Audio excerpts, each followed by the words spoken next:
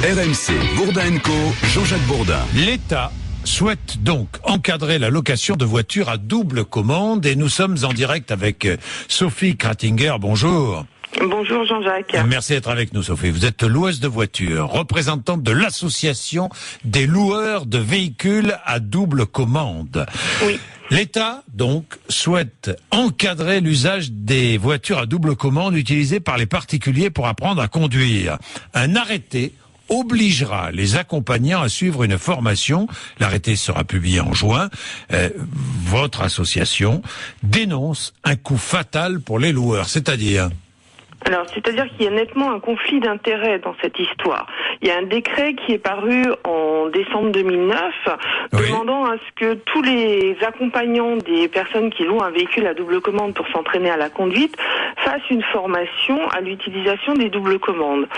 Or, cette formation telle qu'elle va être définie dans l'arrêté du mois de juin 2013 va se dérouler en auto-école.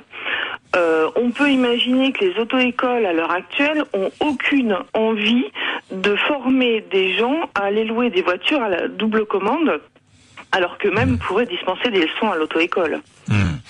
Oui, ça veut dire quoi? Ça veut dire que si je veux former mon fils ou ma fille à la conduite avec un véhicule à double commande, je serai obligé de suivre une formation dans une auto-école. Exactement. Une formation de 4 heures. Une formation de 4 heures. Oui. Hein? Et pourquoi pas?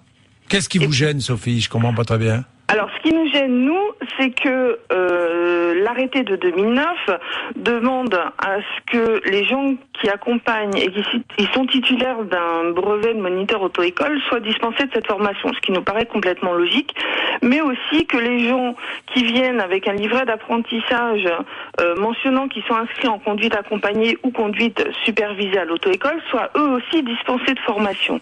Ça veut dire que nos clients à nous, qui eux viennent des auto-écoles avec un minimum de 20 heures faites à l'auto-école, qui sont exactement dans les mêmes conditions que les conduites accompagnées ou supervisées, eux vont être obligés de faire une formation, alors que s'ils étaient inscrits en conduite accompagnée ou supervisée, ils ne seraient pas obligés de faire cette formation. Ça se développe vraiment, la location de voitures à double commande? C'est en plein essor sur la région parisienne. Oui. Ça commence à prendre en province, mais réellement ça veut c'est dire en région quoi? parisienne. Qui s'adresse à vous, Sophie? Qui vient louer?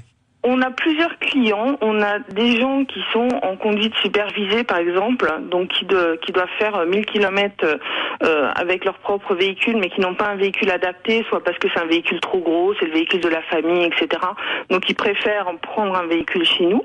Mais on a aussi des gens qui sont en conduite classique au sein de l'auto-école, qui une fois qu'ils ont fait leurs 20 heures, le budget étant tellement serré, préfèrent venir s'entraîner sur des points un peu pratiques. Et louent un véhicule à double commande. Voilà, ils louent un véhicule à double commande pour aller faire 1 heure de créneau. Par exemple, une fois qu'ils ont appris à faire le créneau avec leur moniteur, c'est juste de l'entraînement. Nous, en aucun cas, nous ne dispensons de formation.